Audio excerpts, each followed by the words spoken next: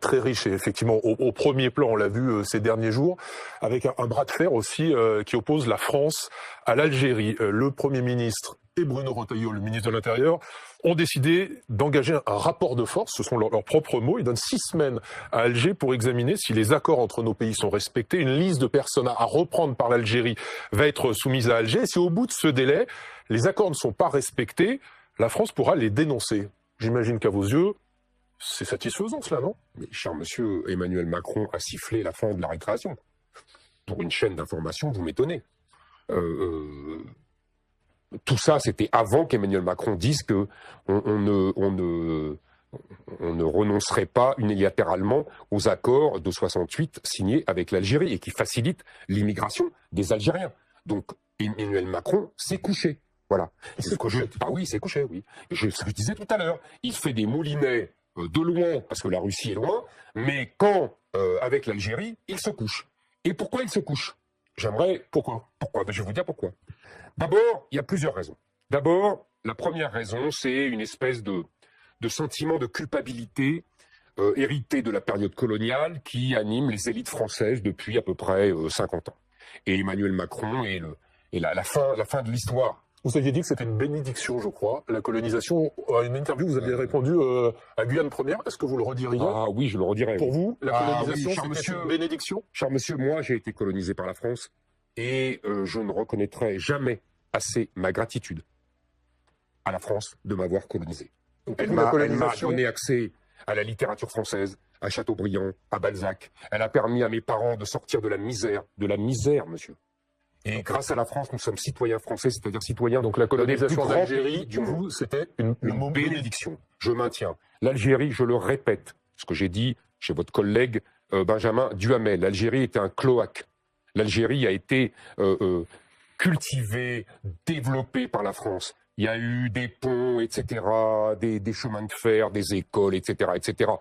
Aucun colonisateur de l'Algérie, parce que l'Algérie n'a eu que des colonisateurs depuis 1000 ans, n'avait fait le quart de la moitié de ce qu'a fait la France. Demandez qu'on vous montre un hôpital, une route, un pont créé par l'Empire ottoman qui a occupé l'Algérie pendant des siècles. Vous ne les trouverez pas. Question d'Amandine, justement, sur les mesures pour faire face à l'Algérie. Oui, puisqu'il y a tout un panel de mesures qu'on peut prendre face à l'Algérie sans aller jusqu'à dénoncer forcément le traité avec l'Algérie, lesquelles vous prendriez en priorité pour essayer d'obtenir plus de laissez-passer consulaires de leur part?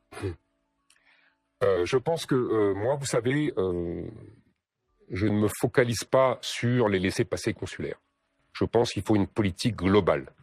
Je pense que nous vivons une contre-colonisation de l'Algérie. D'ailleurs, M. Tebboune l'a dit dans une interview quand il a dit que les Français devraient donner des visas aux Algériens de 132 ans. C'est la durée de la colonisation française, 1830-1962. Donc il faut faire face à une contre-colonisation. Et c'est pour ça que je vous disais, il faut lutter contre ce sentiment de culpabilité, il faut lutter contre ce sentiment, cette peur de la rue arabe, des banlieues qui pourraient... Non mais là on pourrait vous rétorquer, Éric Zemmour, vous aussi vous faites des moulinets. Concrètement, qu'est-ce que vous voulez faire? Pas du tout, parce que moi, je mène d'abord le combat culturel et ensuite, je prends des mesures. Alors, si vous voulez des mesures, je vais vous les donner. Premièrement, je supprime le traité de 68. Je romps unilatéralement le traité de 68 qui facilite l'immigration des Algériens.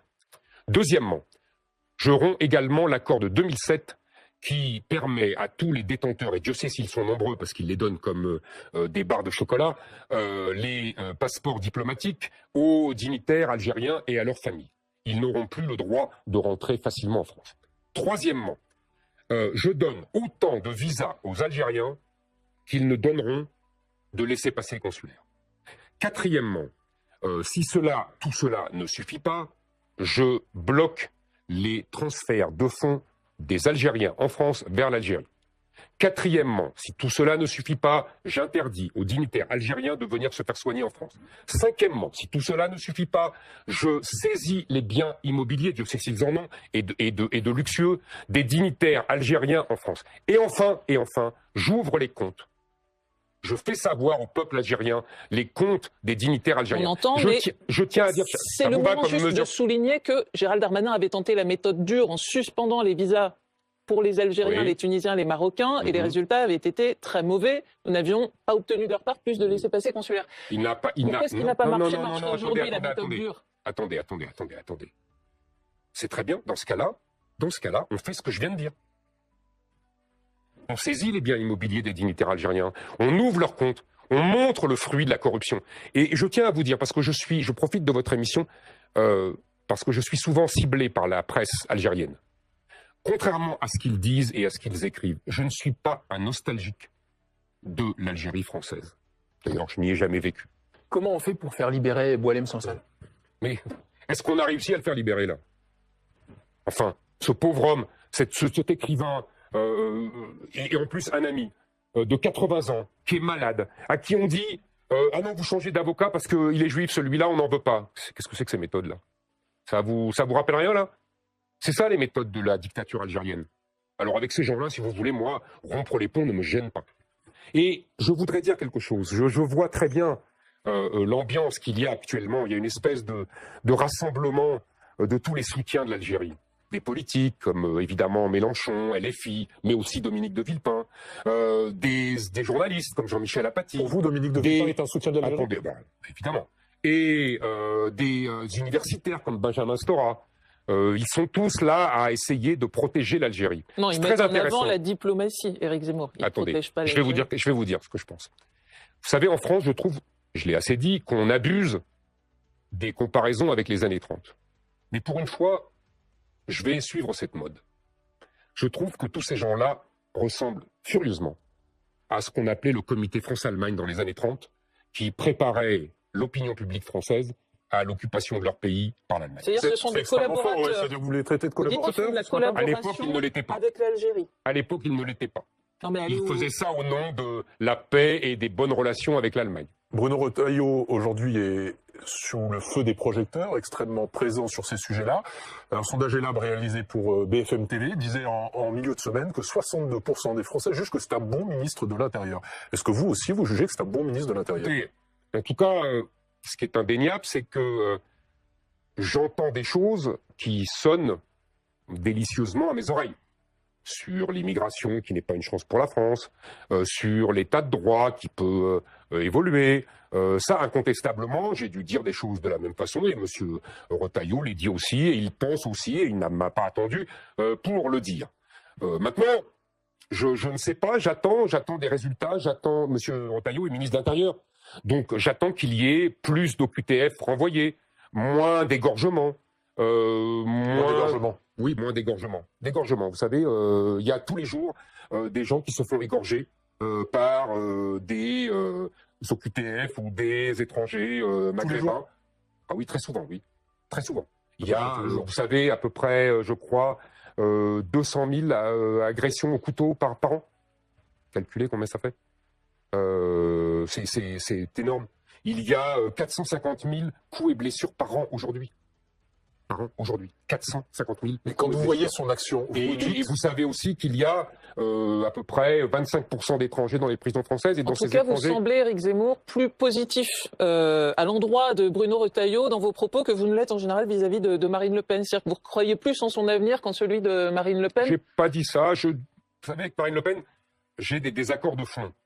Marine Le Pen est socialiste. Et Marine Le Pen pense que le grand remplacement n'existe pas et que l'islam est compatible avec la République. Et avec Bruno Retailleau, vous n'avez pas ces désaccords de fond? Alors, Monsieur Retailleau, je n'ai pas de désaccord de propos, mais en revanche, je ne vois pas trop les résultats de son action. Mais alors, et donc j'attends les résultats de son action. Je vois par ailleurs que j'ai vu une nomination qui m'a surpris de sa part dans une direction importante d'une jeune femme de SOS Racisme. Je ne suis pas sûr que ce soit en concordance avec ses propos. Je vois par exemple, puisqu'il va se lancer dans la bataille pour la présidence de LR, certains de ses soutiens, qui s'appellent M. Larcher, M. Copé, M. Bertrand, Mme Pécresse, c'est-à-dire des gens qui m'ont combattu avec une hargne folle pendant la présidentielle et qui disaient que j'étais contraire à leurs valeurs. Mais Éric Zemmour... Donc si je comprends bien, soit ils ont changé de valeur, soit maintenant, M. Retailleau correspond à leurs valeurs alors qu'il dit la même chose que moi. Tout ça est curieux et bizarre, mais moi je ne fais pas de procès d'intention à personne. Éric Zemmour, entre Bruno Retailleau et Marine Le Pen, si vous aviez le choix du bulletin électoral, vous votez pour Marine Le Pen ou pour Bruno Retailleau? Ah mais je vote pour Éric Zemmour. Ça veut dire que vous nous dites que vous serez candidat à la prochaine Eh bien, élection on verra. présidentielle? Mais en tout cas, moi, je ne commence pas à dire pour qui je vais voter. Ben, si Je vous vote dites que pour vous moi. votez pour vous, Je vote pour dites-le nous. moi, oui. Vous vous préparez à la prochaine élection présidentielle? Je me prépare. On verra bien. Qu'est-ce qui ferait que vous ne seriez pas candidat? On voit beaucoup, par exemple, Xara Knafo, la députée européenne, très présente médiatiquement, qui est dans les sondages d'opinion d'ailleurs un peu plus populaire que vous. Est-ce que ça pourrait être la candidate si vous n'y alliez pas? Ah, nous verrons. A priori, s'il y a un candidat à Reconquête, ce sera moi. Et vous savez, le petit jeu de monter Sarah Knafo contre moi, je vois d'où ça vient, je vois qui ça arrange, je vois qui elle dérange par son travail brillant et qui est reconnu par tout le monde. Bah, vous avez qu'à voir tous les gens que ça agace autour dans la droite dite nationale.